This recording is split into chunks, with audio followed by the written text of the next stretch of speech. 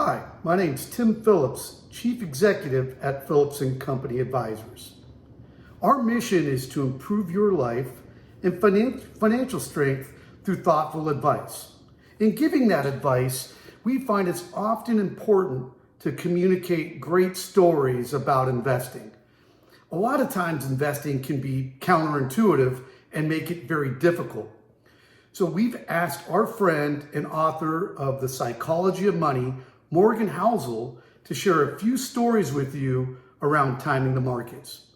We appreciate you taking this time, and we'll kick it over to Morgan. Thank you. Thanks, Tim. And thanks again for Phillips & Company for letting me do these videos. It's always fun to do this and to get to talk to you.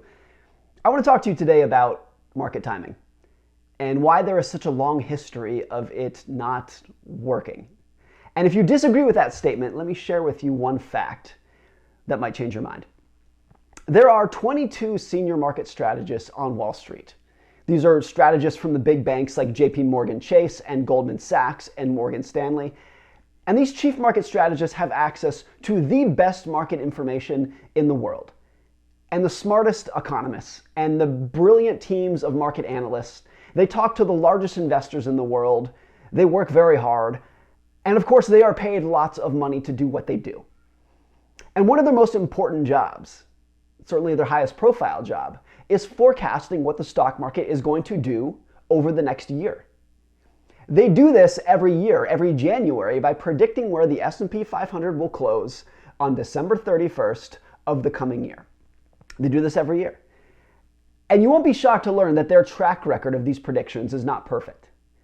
But you might be surprised to learn how disastrously bad it really is. If you look at the long history of their track record, these 22 chief market strategists, going back over the last 20 years, predicting what the market will do over that coming year, you will find that on average, the senior market strategists get their annual forecast wrong by an average of 14.7 percentage points per year. What I mean by that is, let's say they forecast that the market will go up by 4%, and it actually goes up by 18.7%.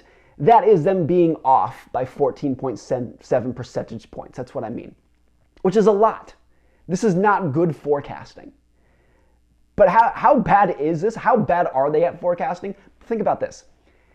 If rather than coming up with a fancy market forecast every year, you just assume that the stock market goes up by 9% per year, that's its historic market average return over the very long term, and you just assume it does that every single year, come hell or high water, no matter what the economy is doing, you just assume it goes up 9% per year. In that case, your forecast would be off on average by 14.1 percentage points per year. So if you follow me here, if you just blindly assume the market goes up by 9% per year, every year, you are a more accurate forecaster than the brightest and highest paid minds on Wall Street. It's hard to wrap your head around how bad these forecasts are. It's astounding. And these are good people. This is not to poke fun at what they're doing. It's just to show how hard it is to predict what the market's going to do next. And I think there is a good reason for why this is so hard. One good explanation for why this happens. And I'll show you what I mean. The State of the Union address by the President of the United States is a time for the president to really show the American people that he understands what they are going through. So regardless of who is president, this has nothing to do with parties or politics, it is a chance to pander to the mood of the day.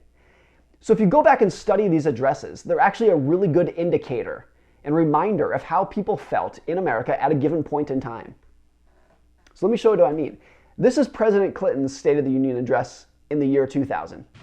We began the new century with over 20 million new jobs, the fastest economic growth in more than 30 years, the lowest unemployment rates in 30 years, the lowest poverty rates in 20 years, the lowest African American and Hispanic unemployment rates on record, the first back-to-back surpluses in 42 years, and next month America will achieve the longest period of economic growth in our entire history.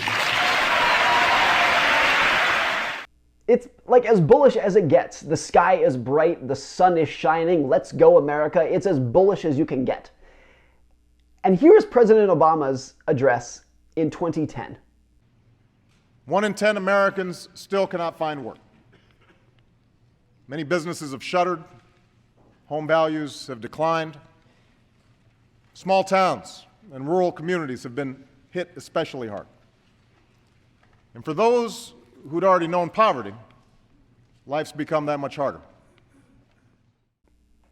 It's as gloomy as it gets. It's depressing, it's pessimistic. And look, neither of those two views, those two videos, neither of those are hyperbolic. That was a good indication of what was actually happening. Things were amazing in the year 2000, and things were terrible in 2010. But what did the stock market do after both of those periods? 2000 was literally the worst time to buy stocks in the last 2 generations. The NASDAQ fell more than 75% in the 2 years after Clinton's talk. The S&P was about to embark on its worst decade since the Great Depression. This was a terrible time to want to invest more money. And what about after Obama's pessimism in 2010? What happened after that? Well, you know what's happened over the last 12 years. The NASDAQ is up almost 9-fold since 2010. The S&P has increased by more than 15 percentage points per year, which is way above its historic norm. Starting to invest in 2010 was literally one of the best times to be an investor in modern history. But neither of those two starting points in 2000 or 2010 made much sense if you just went on the narrative of what was out there at the time. If you put your finger up in the wind and took the temperature of the economy and invested based on what made sense to you, you would have been creamed. You would have lost money on one end and missed the opportunity on the other. This is true recently as well. COVID was the biggest economic shock since the Great Depression. In some ways, what happened in 2020 was worse than what took place during the Great Depression.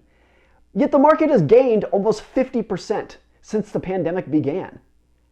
It just doesn't make sense if you just go on the knee-jerk reaction. It's so disconnected from what actually happens.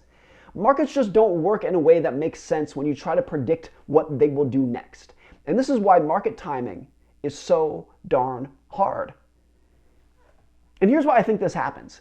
It is tempting for investors, even very smart investors, to think of investing like it is physics. We want to think that markets can be measured cleanly, with precision, in ways that make a lot of sense. And if you think finance is like physics, then you assume that there are smart people out there who can read the data and crunch the numbers and tell us exactly where the S&P 500 will be on December 31st, just as a physicist can tell us exactly how bright the moon will be on the last day of the year. But finance is not like physics. Or to borrow an analogy from an investor named Dean Williams, it is not like classical physics, which analyzes the world in clean and predictable, measurable ways. Investing is much more like quantum physics, which tells us at the particle level that the world is very messy and disorderly, and you can't measure anything with precision because the act of measuring it affects what you're trying to measure. It's just a much messier and hard to follow world. The belief that finance is something precise and measurable is why we listen to strategists. And it's why we think we can time the market. And I don't think that will ever go away. But finance and investing is much closer to something like sociology, which is barely a science. It's driven by the irrational and uninformed, emotional, vengeful, gullible, hormonal human brains that make these decisions. People who are biased, who think about the future more than they think about today, who make decisions that might not be attached to today's news story, that's what actually moves the market. It's not a clean and measurable thing that we can put a lot of faith into in any given day. And so the disconnect between what makes sense and what actually happens is why market timing is so hard. And it's why it trips up even the smartest investors out there. Now, what can we do about that? I have one strategy that I use to get around how hard it is to predict what the markets will do next. And that's just understanding and appreciating the difference between an expectation and a forecast. They are two very different things, and there's an important difference between them. An expectation is an acknowledgement of how things work in the past and will likely work in the future. A forecast, on the other hand, is strapping that idea to a specific point in time. So if I were to say, hypothetically, just making this up, the next recession will occur in Q2 of 2023. Again, I'm just making that up. That's a forecast. That's a specific forecast. But if I were to say, on average, there have been at least 2 recessions per decade, and I expect that to be the case going forward. I don't know what's going to cause them. I don't know when they're going to occur. But on average, at least 2 recessions per decade, that is what I expect, and I am prepared for it to occur at any given moment. That is an expectation. It's not a forecast. But by having those expectations, you are setting yourself up as an investor to be prepared for these events, to have the right mindset and the right asset allocation to deal with them when they occur, even if you don't know when they're going to occur, what's going to cause them, and even if you are not trying to time them with your investments. Thank you again for listening. I appreciate it.